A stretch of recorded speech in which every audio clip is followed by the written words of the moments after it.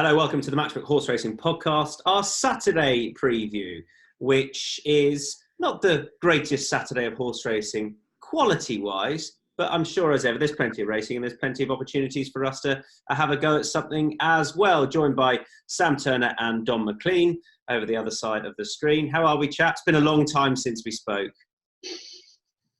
Good to see you, Tom, and looking forward to Don's analysis of Wolverhampton Wanderers versus Leicester on Sunday. What do you think is going to happen, Don? What do you make of Leicester's signings? I don't know about Leicester's signings, but I like the signings on the back of Sam's wall. They're good signings. Yeah. What, the Cocker Spaniel? Yeah. Yeah, she's deadly with the ball. She'll never give it up. She'll go well up front for Wolves. Put a bit of bite into the attack. I love it.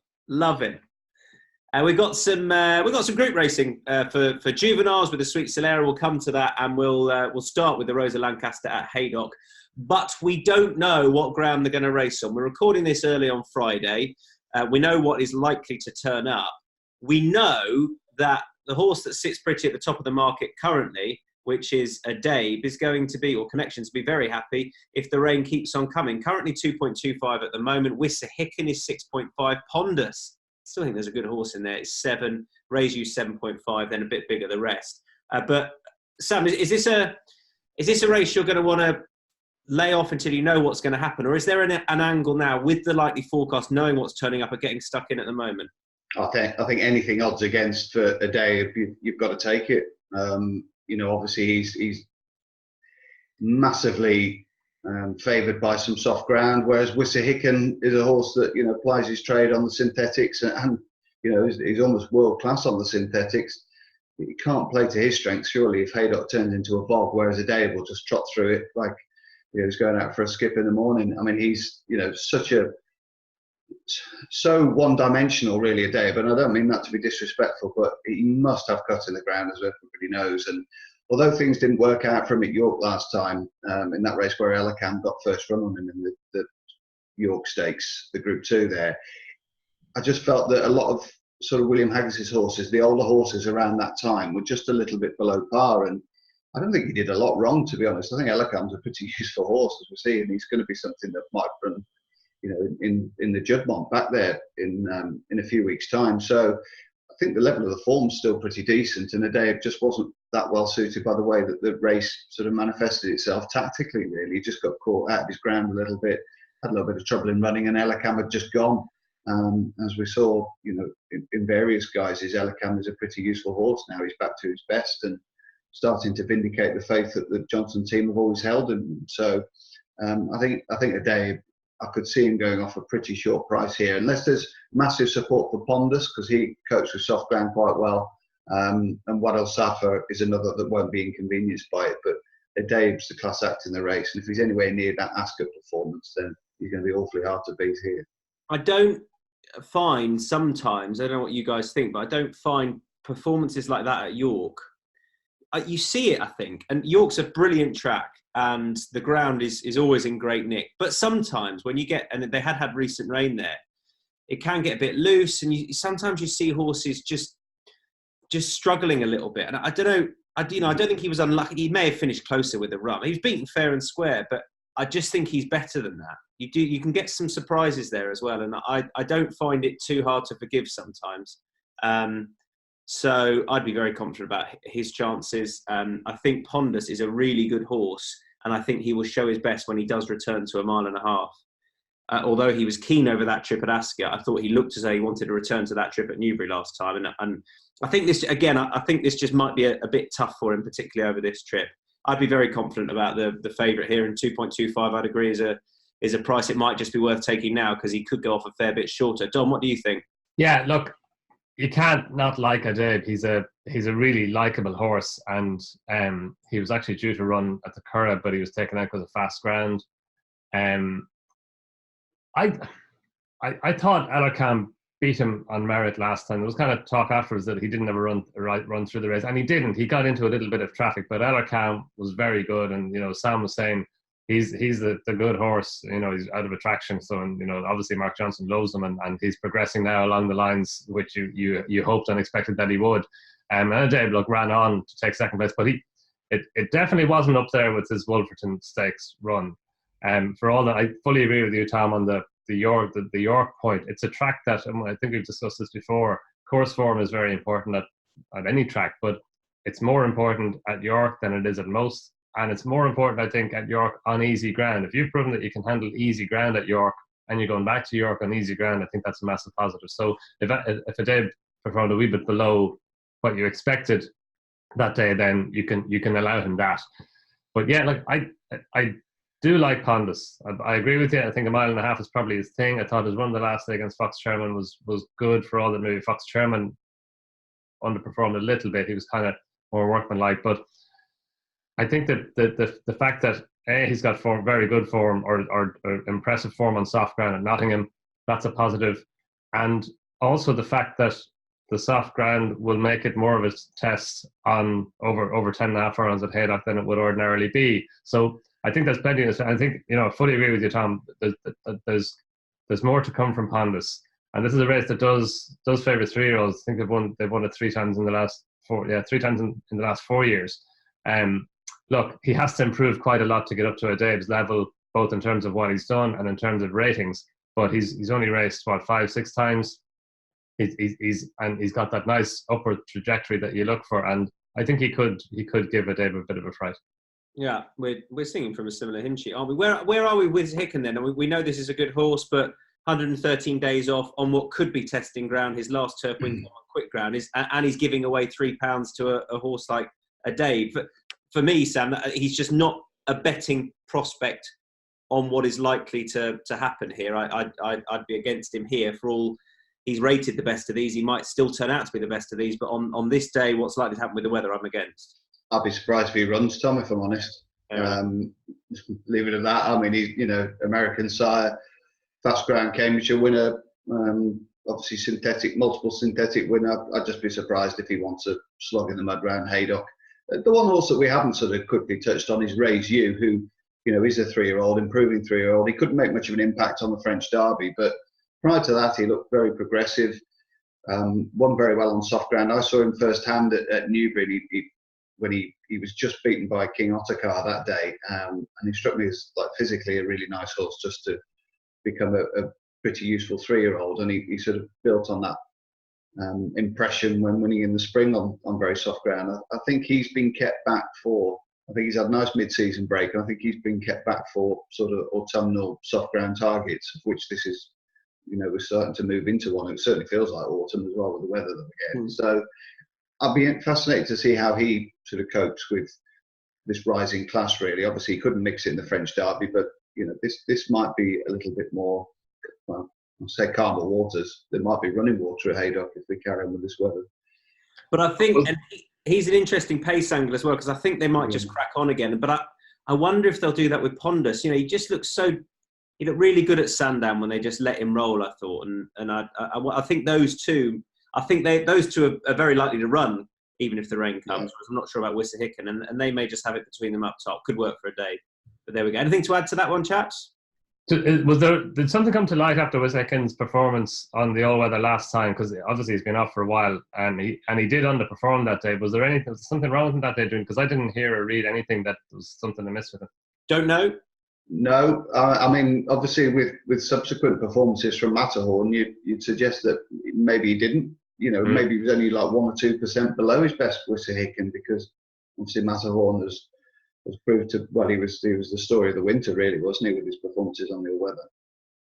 It could. I mean, he was due a break, really, wasn't he? So I wonder if that's just it. But he was beaten 7 lengths, I suppose, ultimately, and 3's on favourite. It was a touch disappointing. But yeah, consensus is if you're looking at this with a bit of 2.25 knocking around on Matchbook or anything odds against, it could be worth taking a day, because he's very likely, with the rain that's going to materialise, going to go off odds on. And let's turn our attention to the 2-year-olds and the Sweet Solera. And you got another shortish favourite at the top. Well, Ultraviolet 3.5, Light Blush 4.5, Safika 9s, West End Girl 9.0, and double figures the rest. I'll kick off with Ultraviolet and say that I think she raced on the best part of the track last time. at Newmarket, can work out that way out the stand side rail. I know she was visually very impressive. She was slowly away. She made up a load of ground. She won 8 lengths. It was very good. But off the back of it, judging that she was always going to go off favourite on her next start, I'd be happy to look elsewhere, given the sort of price she is. The form hasn't worked out very well, even though she bolted up. And I do think that track thing can be an issue there. The time wasn't great. It was comparatively slow furlong per furlong to the 7 furlong race subsequently. And also, I know that there were older handicappers over 6 later on. But it wasn't a brilliant time. And again, the 6 furlong handicap late on, you wanted to be stand side as well. So I think there's reason enough. She might be brilliant. She might be the second coming. There's reason enough, though, to look elsewhere for me. Sam? Yeah, couldn't disagree. I mean, look, visually, she was tremendously impressive. Many horses that win a maiden by 8 lengths after giving away 2 or 3 out the stalls. But like you say, there must have been a very strong early gallop there because the race fell apart and the time wasn't great. So Airbrush, the third home, managed to find one to beat it as well at Brighton in a god-awful race earlier on this week. So there are holes in the form. There are also holes in that listed run at Sandown of light blushes as well, where everything was falling over each other late on.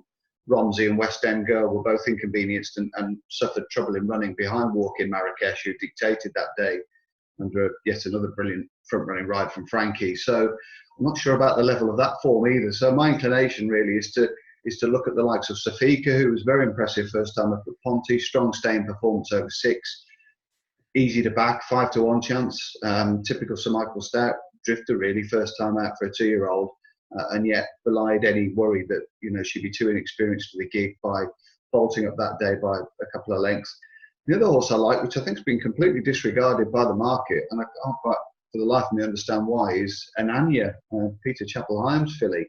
Admittedly, the race sort of fell apart that novice auction last time, but she was tremendously impressive. She actually took off in the last furlong and a half, and she clocked a very fair and respectable speed figure. She's been to the July course twice, and she's won there on both occasions, so she's got plenty of experience of the track. Put up a really strong, powerful staying performance over course and distance, and yet you can back her at double figures. It just doesn't compute for me. I've got to be honest. I can't quite understand why. So. Well, I mean, I think half the reason why is, no disrespect to Peter Chapel-Hyam, classic winning trainer, but if this juvenile, I think that's key here, was trained by someone else up in Newmarket, then she'd be shorter. I just almost certainly based upon that performance last time. No, possibly. I mean, sort of on the figures I keep and on the visuals, and just seeing how she went through the race, and she deserves to be third favourite max for me. I'd have her just in front of Safika. She's got more experience. She's actually won at the track. She's been placed at the track as well on a debut, which a lot of Chapel-Hyam horses first time up need the run nowadays, the 2-year-olds. And that race has worked out pretty well as well, with Tom Fred beating her. There have been winners come out of that race as well. So it's not as if she's not achieved anything at this stage of her career, and yet you can back her sort of win and place at 12-14-1, which baffles me, to be honest. I sort of half hope Don's going to tell us that ultraviolet's a good thing, just to counter what we're saying. I'm not certain. What do you think, Don? Yeah, no, I agree with all of that. Like, it's one run. Visually, it looked really impressive. As Sam says, the race is not working out well. And, she raced flush against the near side rail. So that, it was probably, or possibly, I think at Newmarket, that meeting, you wanted to be close to either rail. You didn't really want to be in the middle, and she was up against the near side. Look, it looked really good, but to be going in, it was, a maiden that hasn't really worked out well for all it was over at the track, albeit not over the distance. And the fact that she's been put in as favourite for a Group 3 race on the back of foot, it was the fact that she lost so many lengths at the start and won by so many.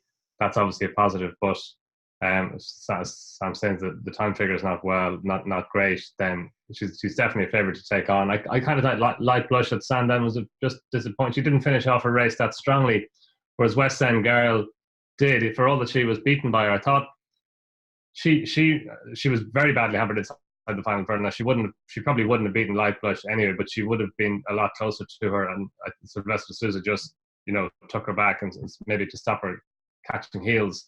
But it was a good run, and I think maybe on easier ground for for all that Newmarket does favour prominent racers, if the ground is, and I think if Franny Norton can make more use of it, because she was a little bit keen through the early stages of that Sandown race in behind Walking Marrakesh, and if he can maybe just let her bowl along in front, then that might be key to her on easier ground.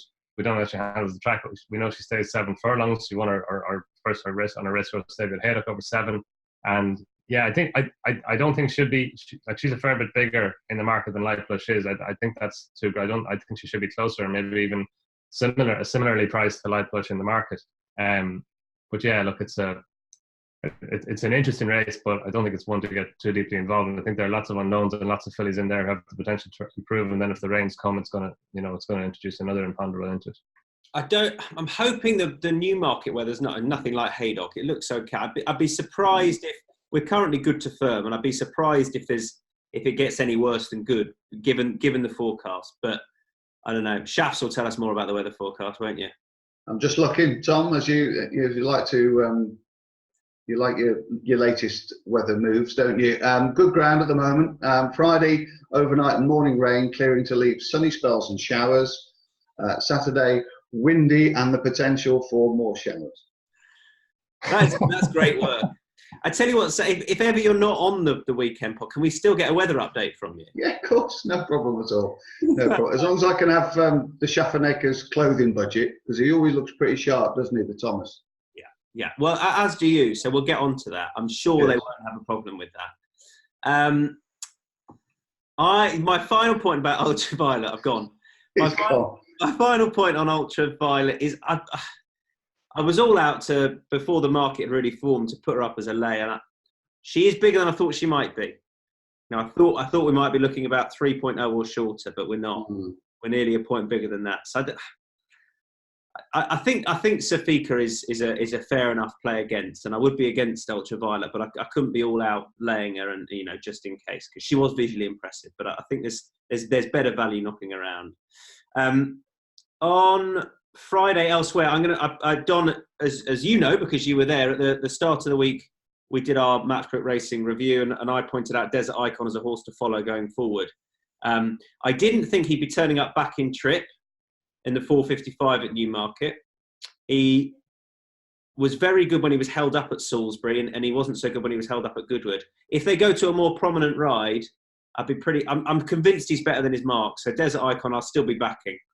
I just have a slight back in trip question mark for this Son of Sea the Stars. I think he's a lot better than he's shown. I think that's a positive, Tom, the step back. I do, yeah.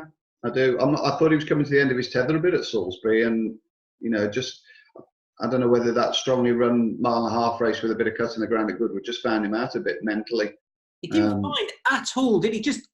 But you talked about, and I mentioned it at the start of the week as well, the last couple of weeks, you wouldn't say the Haggis horses are in desperate form.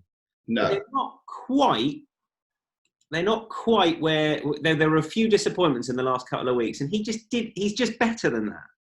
Although I was at Newbury in the week, and the 2-year-old won very impressively. They had a winner at Newcastle last night as well, and at Bath as well recently. So just in the last couple of days, signs that they're coming back, which is good, really, if you fancy a Dave and you fancy Desert Icon, all positives.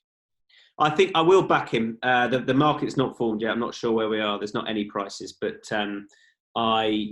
I don't think he'll be favoured off the back of that run. You've got horses like Ein Hallow in there. You've got horses like Wildstern in a first-time buys, and another 3-year-old is exciting. So I think Desert Icon will be backable. Don, anything else Saturday-wise for you, sir? I'm looking forward to the Shergar Cup. See how they decipher the colours of that again. But no, I think this evening at the Curragh, Tom. I was all set to back Serval wherever she ran next, but I think Beckford back at the Curragh on soft ground. Well, it's probably going to be soft ground, given that he was a bit unlucky last time, and that he's coming forward again now for Gordon Elliott.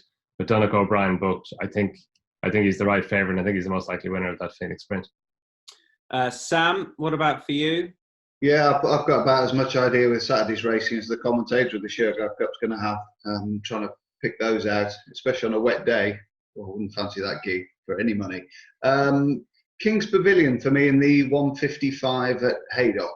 It's the Vulcan Village Handicap. I don't know if you've got to have big ears to live there, but it's the Vulcan Village Handicap over a mile anyway. It's a series qualifier for the London Mile Series. Horse that's got to have soft ground. I think he's done really well this summer in spite of a very fast ground. And there was just glimpses last time at Beverley that he was coming back to his best. So I think he's finished 4th, 1st and 4th in 3 starts at Haydock. The only thing you would say about this horse is his stats are remarkably good when he doesn't encounter too many runners. So 0 to 12 runners, he's got really good stats. And then 13 runner fields and bigger, he gets lost in the crowd, unfortunately. But I can't envisage there being a case where if it continues to rain, there's not a few non-runners on this. So I'll be keeping a good eye on those, and hopefully the volume of runners comes down in this race. It becomes a 12 or 13 runner race, and I'll be backing him each way, I think. And Conor McGowan gets on very well, is back on board. Yeah. Best bets for Saturday's racing. Don, take it away first. You can have pick of them. I think maybe Pondus, Tom. Maybe each way no, sorry, there's only 7 runners, so not each way. Maybe in a without market with Adabe. I just think he's underrated. In my guts, I can't really see him beating Adabe on soft ground. I'm trying to make a case why Adabe, maybe because he underperformed a little bit at York last time, that he might be vulnerable. It's tough to make that case, but I do like Pondus as a horse. I think he's progressive. I think the soft ground over 10 furlongs is probably better for him than good ground over 10 furlongs because he stays well. He probably stays 1.5 miles. And yeah, I think if they let him roll, as you said earlier on, then he could outrun his odds, and he might just put it up to Adabe. Yeah. Pondus in the Rosa Lancaster. Sam Turner. With a few non-runners, then it'll be King's Pavilion and the 155 at Haydock. I think if we can just get 3 or 4 out, and that'll just be more in his comfort zone, I think. If all 17 go to post, which I think is pretty unlikely, and about as likely as me getting a weather gig on the BBC, probably Ananya each way, or winning place in the Sweet Solera. I think she's overpriced at the moment, double figures. For Peter Chappell-Hyam. And rather than go against any of you, I'll stick up a Desert Icon at Newmarket, backing trip, which I've gone with Sam. It's a plus now. It's a good thing. I'm not concerned at all. I trust you, Sam. Good stuff. So I think that's about it, chaps. We all happy? Anything else you wanted to cover on Saturday afternoon? Who are Wolves playing, Sam? We've got Leicester Sunday, Tom. That's right, of course. We started with that. Easy. Spurs? Who've Spurs gone? Villa, the newly promoted. Villa? Your second favourite team. They've signed about 27 players. They've spent 140 million. It's almost as much as you on hair products. It's just unbelievable, Don, isn't it? The abuse we get. Yeah, it's unbelievable. Yeah. Couldn't be doing it. Don doesn't get any abuse off me. I wouldn't mind seeing a little Wolves shirt behind him next time he's on. You send me one over, I'll stick it up. Okay, good man. It's hard to get them over here. Sorry? It's hard to get Wolves shirts over here. Hey, we beat Crusaders the other day. There's a few up in the north of your Isle the other day. We had a very warm welcome from the boys in Belfast as well. Brilliant. I would love to see a Wolves shirt behind Don. Yeah.